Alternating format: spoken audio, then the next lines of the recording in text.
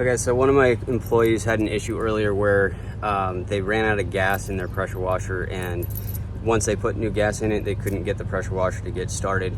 So let me just go through real quick with my pressure washer. I have gas in mine, but I can kind of show you here.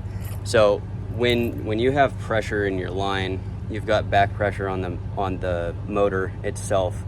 When your system runs out of gas, you've depleted all of the gasoline that's inside of that system, and so there's nothing for it to combust. When there's back pressure in that system, it doesn't allow it to draw fuel in and actually turn over because there's too much back pressure.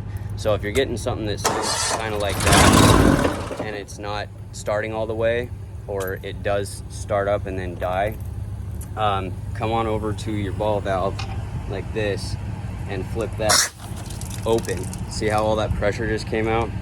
All that pressure is what's putting load on your motor.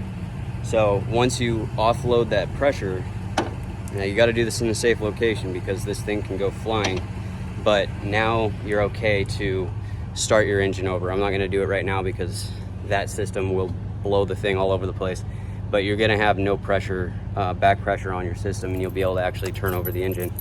So hopefully that helps. If you're running into the issue of why won't my pressure washer start after it ran out of gas, that's probably it. So take the pressure out of your line and give it another shot. Hopefully that's helpful. Later.